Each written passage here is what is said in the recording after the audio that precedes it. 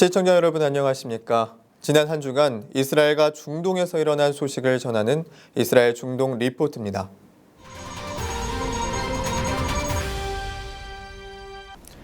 이스라엘 경찰이 최근 텔아비브 한 식당에서 벌어진 총기 난사 사건의 용의자 한 명을 사살했다고 현지 언론이 보도했습니다. 최근 수개월간 팔레스타인과 아랍계 이스라엘인이 이스라엘 군인을 향해 계속 흉기를 휘두르자 이스라엘 군 당국이 새로운 보호 장비 개발에 나섰습니다. 독일 쾰른에서 새해 맞이 행사 도중에 집단 성폭행이 벌어진 대성당 주변에서 난민에 반대하는 시위대가 경찰과 충돌했습니다.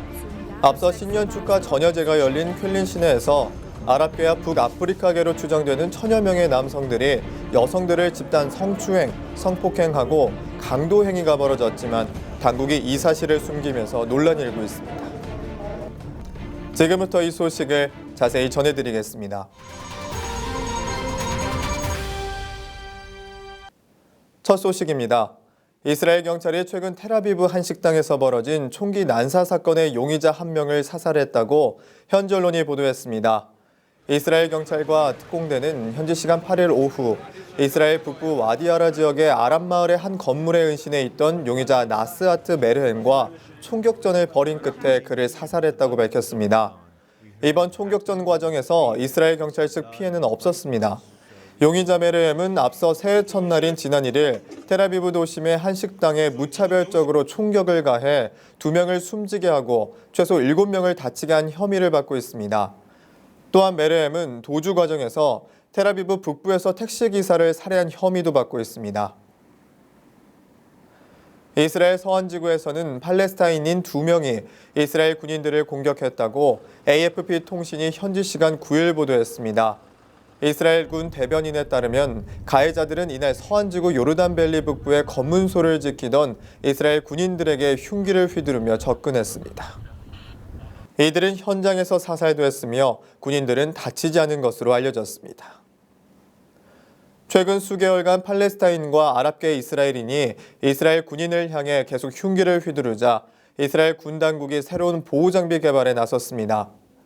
이스라엘 방위군 IDF가 위험 지역에 주둔하는 군인들에게 흉기 공격으로부터 몸을 보호할 수 있는 새로운 방탄조끼를 보급할 계획이라고 일간 더 타임스 오브 이스라엘이 최근 보도했습니다. IDF는 이미 성능 테스트 절차에 들어갔으며 조만간 흉기 공격이 보편화된 요르단강 서안 지구의 부대에 장비를 보급할 예정입니다. 우선 다른 지역의 부대에 신형 장비를 보급하기 전에 최대 850명의 군인들에게 1차적으로 보급할 것으로 전해졌습니다. 미 외교 전문지 포린 폴리시에 따르면 지난해 9월 중순 이후 팔레스타인과 아랍계 이스라엘인은 이스라엘 군인과 민간인을 향해 최소 100차례 이상 흉기를 휘둘렀습니다. 또 최소 37차례에 걸쳐 총격을 가하고 22차례 차량으로 들이받았습니다. 이러한 공격으로 22명이 넘는 이스라엘인이 사망했습니다. 같은 기간 동안 이스라엘군은 최소 132명의 팔레스타인인들을 사살했습니다. 이스라엘군은 대다수의 팔레스타인 사망자는 군인과 민간인을 공격하려다 사살된 것이라고 설명했습니다.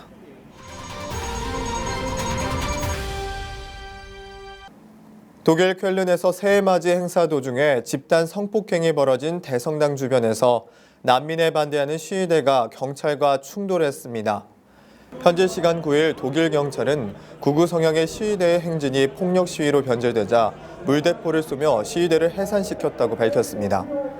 유럽의 이슬람화를 반대하는 애국적인 유럽인들 페기다 등의 시위대는 이날 시위 도중 경찰을 향해 맥주병과 폭죽 등을 던졌습니다. 시위대는 또 난민을 수용하는 정책을 폈던 앙켈라 메르켈 독일 총리에 반대하는 메르켈 아웃 등의 구호를 외치고 독일 국기를 흔들기도 했습니다. 이들은 집단 성폭행의 범인 상당수가 난민이라는 점에서 강간을 뜻하는 레이프과 난민을 뜻하는 레퓨지를 합성해 레이퓨지는 환영하지 않는다라고 쓴 팻말을 들었습니다. 페기다 회원은 메르켈은 우리나라의 위험이 됐다며 메르켈은 반드시 물러나야 한다고 외쳤습니다. 극우 시위대를 비난하는 시위대도 이날 같은 장소에서 열려 긴장이 고조됐습니다.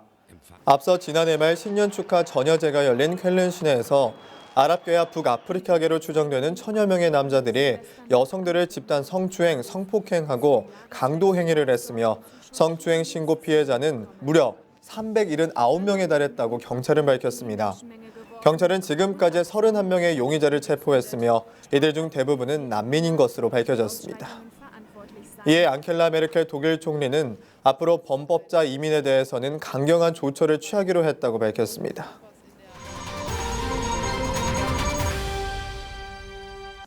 러시아 공군 소속으로 추정되는 전투기가 시리아 북부 알레포주의 학교를 공습해 학생 등 17명이 사망했다고 터키 관영 아나돌루 통신이 현지 시간 11일 보도했습니다. 아나돌루 통신은 현지 민간 구조대를 인용해 알레포 안자라 마을의 학교가 공습을 받아 학생 7명과 교사 1명을 포함해 모두 17명이 숨졌으며 중상자가 많아 사망자가 늘어날 것으로 우려된다고 전했습니다. 시리아 인권관측소도 현지 활동가들의 보고를 토대로 러시아 공습으로 반군 점령지인 이 학교의 학생 8명이 숨지고 20여 명이 부상당했다며 사상자는 모두 어린이와 교사들이라고 밝혔습니다. 시리아 인권관측소는 또 주도인 알레포시의 정부군이 장악한 지역의 학교에서는 반군의 로켓포 공격으로 어린이 3명이 사망했다고 덧붙였습니다. 알레포에서는 알카에다 시리아 지부인 알루스라 전선, 이슬람 급진주의 반군인 아흐라르 알샴, 서방과 순위파 국가들이 지원한 자유시리아군 등 여러 반군 세력들과 러시아 공습 지원을 받는 정부 간 격전이 벌어지고 있습니다. 인권관측소는 러시아가 지난해 9월 30일부터 시작한 공습으로 석 달간 발생한 사망자의 3분의 1인 792명이 민간인이며 이 가운데 어린이는 180명이라고 지난달 30일 발표한 바 있습니다. 미국 하원 외교위원회가 현지 시간 7일 이란의 핵합의 이행 여부를 감시할 수 있는 권한 강화 법안을 통과시킨 가운데 같은 날 존 케리 국무장관이 핵합의에 따라 미국 등 서방국들이 이란에 가한 제재를 해제할 날이 며칠 남지 않았다고 밝혔습니다. 케리 장관은 이날 기자들과 만나 모든 일이 잘 진행된다면 조만간 핵합의를 이행할 예정이라고 이같이 밝혔습니다. 케리 장관은 앞서 모하마드 자바드 자리프 이란 외무장관으로부터 핵합의 의무를 가능한 한 빨리 수행하려 한다는 입장을 전달받았다며 현재까지 핵합의로 의미 있는 성과를 거뒀다고 강조했습니다. 이란은 지난해 12월 28일 자국에 있던 전홍축 우라늄 대부분을 러시아에 이송했고 핵폭탄 개발에 걸리는 시간을 기존 2개월에서 9개월로 늘렸습니다. 그러나 지난해 10월과 11월 이란이 장거리 탄도 미사일을 시험 발사하면서 핵합의를 위반했다는 논란이 일었습니다. 시험 발사에 사용한 에마드 미사일은 핵탄두를 탑재할 수 있는 것으로 알려졌기 때문입니다. 이란이 지난 5일 지하기지에 보관한 새로운 미사일 사진을 공개하면서 이 같은 비판은 더 거세졌습니다. 또한 이란의 핵탄두 탑재 탄도 미사일 시험 발사는 핵합의 위반입니다. 핵합의에는 이란이 향후 8년간 핵탄두를 장착한 미사일 개발을 전면 중단하는 2010년 유엔 안전보장이사회 결의 1929호를 포함하고 있습니다. 케리 장관은 정부가 이란의 미사일 시험 발사에 미온하게 대처한다는 의회의 비판을 잠재우기 위해 이번 발언을 한 것으로 풀이되며 이란의 미사일 시험 발사는 핵합의 이행과 무관하다는 것입니다. 이스라엘 중동 리포트 오늘 순서는 여기까지입니다. 시청해주신 여러분 고맙습니다.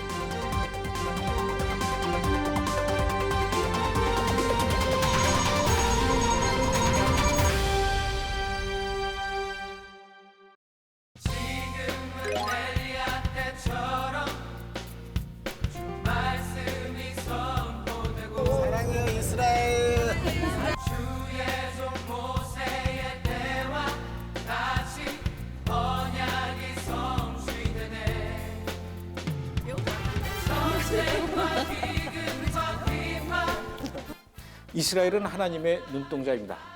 이스라엘은 우리 인류를 향해 갖고 있는 하나님의 시간표를 알 수 있는 곳이죠. 그러나 기존의 성지 순례 프로그램으로는 많은 비용을 들여서 이스라엘로 가지만 그것을 확인할 기회가 없습니다. 여행은 어디를 가느냐도 중요하지만 누구와 함께 가느냐도 중요하죠. 여러분, 저와 함께 이스라엘 가시죠. 제가 여러분을 이스라엘로 안내하겠습니다. 매년 2차례씩 봄과 가을에 이스라엘 회복 순례를 떠났던 브레드 TV에서 이번에는 꽃이 만발한 이스라엘의 아름다운 풍경 속에 회복 순례를 하기 위해서 2016년 2월 24일에 시작합니다. 특히 이번에는 이스라엘을 처음 방문하는 분들을 위한 올리브 코스와 이스라엘을 이미 방문한 적이 있는 분들이나 이스라엘의 새로운 모습을 보기 원하는 분들을 위한 무화과 코스, 이렇게 두 번의 회복 순례를 진행합니다. 먼저 2월 24일부터 3월 4일까지 9박 10일간 떠나는 올리브 코스는 예수님께서 태어나신 베들레헴, 예수님께서 사역하셨던 갈릴리 호수, 예수님이 눈물로 기도하셨던 겟세마네 동산과 예수님이 고난받으셨던 비아 돌로로사, 예수님이 하늘로 올라가셨던 감람산 같은 기존의 성지를 중심으로 찾아가게 될 것입니다. 3월 9일부터 18일까지 9박 10일간 떠나는 무화과 코스는 지금까지 한국의 순례자들에겐 단 한 번도 공개된 적이 없었던 예루살렘의 아르메니안 구역을 찾아갈 것입니다. 이곳에서 예수님의 제자 야고보와 바돌로메 그리고 다데오 같은 분들의 삶과 순교의 현장을 둘러보게 될 것이고, 솔로몬 왕과 시바 여왕의 후손들인 이디오피아 유대인들의 공동체를 방문하며 지금 전 세계의 유대인들이 하나님의 예언에 따라 이스라엘로 찾아오고 있는 예언의 성취 현장을 직접 목격하게 될 것입니다. 특히 이번 무화과 코스에서는 네게브 사막 한복판에 베두인 텐트 안에서 쏟아지는 사막의 별들을 보며 야외에서 영화를 보고 이스라엘 음악회를 가지는 등 평생 잊지 못할 이스라엘의 광야 체험을 하려고 합니다. 올리브 코스와 무화과 코스 모두 공통적으로 이번 회복 순례를 통해 현재 하나님께서는 이스라엘을 통해 어떻게 일을 하고 계시는지, 이스라엘에서는 지금 어떤 일들이 일어나고 있는지 그 회복의 현장에서 주인공들을 직접 만나 이야기를 들어보고 함께 기도하는 시간을 가지도록 하겠습니다. 메시아닉 주 가정을 방문해서 그들을 위로하며 또 메시아닉 교회를 방문해서 그들과 함께 이스라엘의 회복을 위해 뜨거운 눈물의 기도를 드리게 될 것입니다. 많은 메시아닉 주들을 만나 그들과 함께 기도할 때 여러분들은 진정으로 이스라엘을 사랑하는 마음이 생기게 될 것이며 예루살렘의 평화를 위해 기도하는 시간이 될 것입니다. 이번 2월 24일부터 시작되는 회복 순례 기간은 이스라엘에서 그 어느 때보다도 가장 꽃이 많이 피는 시기로 하나님께서 선택하신 이스라엘의 가장 아름다운 자연을 만끽하실 수 있는 기간이 됩니다. 꼭 한번 이스라엘을 다녀오십시오. 성경이 파노라마처럼 펼쳐질 것입니다. 현재 이스라엘에서 일어나고 있는 놀라운 회복의 현장을 목격하게 될 것입니다. 그리고 이스라엘을 위한 구체적인 기도 제목도 정리될 것입니다. 지금도 예수님이 여러분을 예수님의 고향으로 초청하고 계십니다. 저 김종철 감독과 함께하는 이스라엘 회복 순례, 여러분의 신앙생활에 평생 잊지 못할 감동과 은혜의 시간이 될 것이며, 다른 이스라엘 성지 순례 프로그램에서는 전혀 경험할 수 없는 아주 특별하고 감동적인 시간들을 기도로 준비하겠습니다. 여러분, 저와 함께 이스라엘로 가시죠.